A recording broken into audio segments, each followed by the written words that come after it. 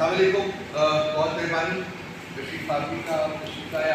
آج ایک انتہائی سینسٹیو ایشو کے اوپر آپ سے ڈسکس کرنا ہے, آپ سے بات کرنی اور یہ کرنے کے لیے میں نے اپنے دو بہت ہی محترم ساتھیوں کو ولید اقبال صاحب کو میری لڑکی پر مینیجر اور افضل یاغی صاحب رائٹ پر ان کو بھی آج میں نے ریکویسٹ کیا کہ شامل ہو پریس کانفرنس میں, تاکہ جو لیگل ایسپیکٹس ہیں اور جو ہیومن رائٹس ایسپیکٹس ہیں اس کو پوری روشنی ڈالیں.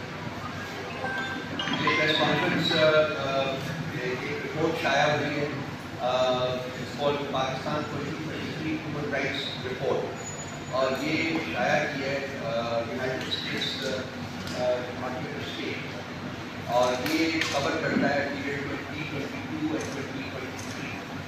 اور اس میں جو ہیومن رائٹس کی اسٹیٹ پاکستان میں بیان کی گئی ہے وہ اگر آپ بھی پڑھیں, میں کہوں گا رضوان آپ کی سافٹ کاپی آپ کو پاس ہوگی, لیکن آپ وہ میرے جیسے شخص کے لیے جو کمیٹڈ ٹو دس کنٹری شروع سے چکا ہے. اس میں آپ ہیومن رائٹس لے لیں, اس میں آپ فریڈمس لے لیں, کچھ بھی لے لیں. انہوں نے نہایت ڈیٹیل کے ساتھ اس چیز کا بتایا ہے آپ کو کہ کس کس طریقے سے ان فریڈمس کو, ہیومن رائٹس کو وائلیٹ کیا گیا ہے, اور بہت سی چیزیں ہیں. میں صرف 2 ہی منٹ میں آپ کو پڑھ کے سنا دوں گا تاکہ سبجیکٹس جو ہیں وہ آپ کو کلیئر ہو جائیں.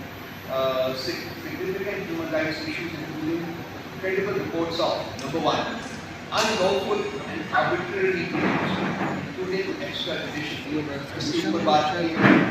Enforced disappearance, اس کے اوپر بات کی. Torture and cases of cruel, inhuman or degrading treatment or punishment by the government or its agents, اس کے اوپر بات کی. Harsh and life-threatening prison conditions, اس کے اوپر بات کی. Arbitrary detention, اس کے اوپر بات کی. Political prisoners, اس کے اوپر بات کی. Transnational repression against individuals in another country, arbitrary or unlawful interference with privacy, لوگوں کے گھروں کے اوپر ڈاکے ڈالنا, ان کے اوپر رات کے گھیرے میں ان کو وائلیٹ کرنا, چادر چاردیواری کا تقدس پامال کرنا, اس کی بات کی. Punishment of family members for alleged offences by arrest, اس کے بارے میں بات کی. Serious abuses in a conflict including reportedly unlawful civilian deaths and enforced disappearances, یہ بھی سبجیکٹ ہے ان کا. Serious restrictions on freedom of expression and media freedom, یہ آپ کو کنسرن کرتا ہے, including violence against journalists, یہ بھی بات کی. Unjustified arrests and disappearances of journalists, یہ بھی آپ کا سبجیکٹ ہے, اس کے بارے میں بات کی ہے. Censorship کے بارے میں بات کی ہے. Criminal defamation laws ہیں, اس کے بارے میں بات کی ہے, اور laws against blasphemy کے بارے میں بات کی ہے. یہ شاید ہمیں ہمارے سے زیادہ ریلیونٹ نہ ہو, لیکن جرنلسٹ کے بارے میں بہت زیادہ ریلیونٹ ہے. Serious restrictions on internet freedom, یہ بھی ایک سبجیکٹ ہے. Substantial interference with the freedom of peaceful assembly and freedom of association, اس کے بارے میں بھی بات کی ہے. Including overtly restricted laws on the operation of non-governmental organizations and civil society organizations. Restrictions on freedom of movement, یہ بھی ایک سبجیکٹ ہے اس کا. Coerced or forced return of individuals to a country where they would likely face torture or persecution, یہ سب کچھ ہے.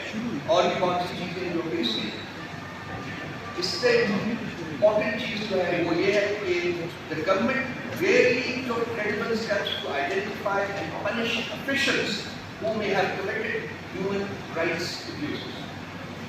اور اس کے بعد انہوں نے یہ, میں صرف ایک بات اور کروں گا پھر میں I will pass on to my friends here. A culture of lawlessness pervades in the country.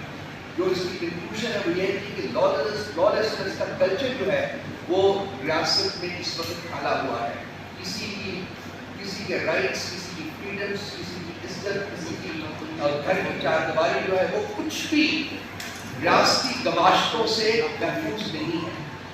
یہ ایگزیکٹو سمری ہے جس میں سے میں نے پڑھ کے آپ کو سنایا, 100 پیجز کے اوپر مشتمل ہے. صرف ایگزیکٹو سمری, جو فائنل رپورٹ ہے وہ ابھی میرے پاس نہیں پہنچی ہے. مجھے پتہ چلا ہے کہ وہ بہت ہی میسو ڈاکیومنٹ ہے, اور اس میں انتہائی گرافک طریقے سے جو ٹارچرز ہیں اور سب کو انہوں نے ایلسٹریٹ کیا ہے, اور یہ حکومت امریکہ کے اسٹیٹ ڈپارٹمنٹ نے یہ پبلش کیا.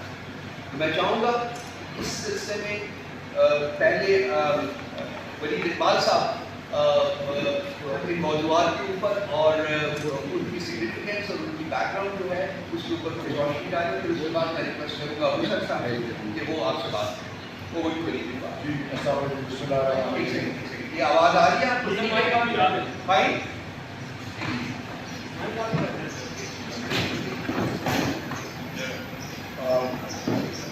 آپ کے علم میں ہی ہوگا میرا تعلق قانون اور آئین کے شعبے سے ہے. نمبر 1 اور نمبر 2 میری 6 سال کی مدت میں نے سینٹ میں گزاری, اس میں سے آپ کی 3 سال. مجھے یہ اعزاز کی حاصل رہا کہ میں سینٹ پاکستان سینٹ کی قائمہ کمیٹی برائے انسانی حقوق کی صدارت کرتا رہا.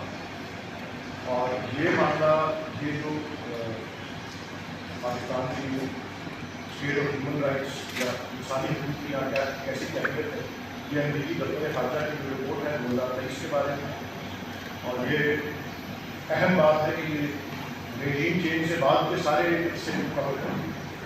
اس کا تعلق انڈین گورنمنٹ اور کیڈریٹر گورنمنٹ اور وہ تمام جو قوتیں ہیں جو ان کے پیچھے کھڑی ہوئی ہیں, یہ ان کی ایک اسیسمنٹ, یہ ان کی کارکردگی میں تجزیہ ہے انسانی حقوق کے حوالے سے. انسانی حقوق ایک انتہائی سنجیدہ معاملہ ہے.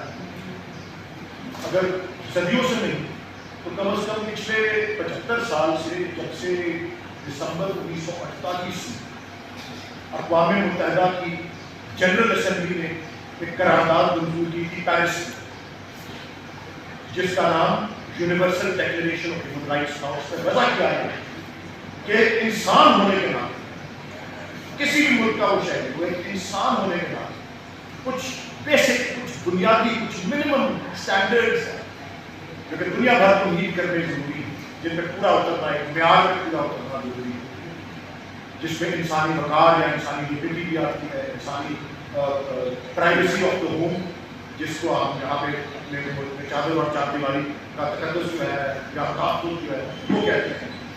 اور مختلف سیاسی آزادیاں, آزادی اظہار رائے, بہت سے اس میں موضوعات ہیں اور معاملات. ہمارے ملک کے حد تک 1973 کے آئین میں پارٹ 2 کا چیپٹر 1 جو کہ ہمارے آئین کے آرٹیکلز 8 سے لے کے 28 تک ہے, انہیں میں یہی مثال جو قائم کی ہے اقوام متحدہ میں, اس کو ہم نے بھی اپناتے ہوئے اپنے آئین کا حصہ بنایا ہے. ہم نے 2010 میں international covenant on civil and political rights, یہ ایک بین الاقوامی معاہدہ ہے جس کو پاکستان کے قانون کا حصہ بنایا گیا ہے 2010 کی جون میں. اس میں بھی یہی تمام انسانی حقوق اور بنیادی اقدار کا ذکر آتا ہے.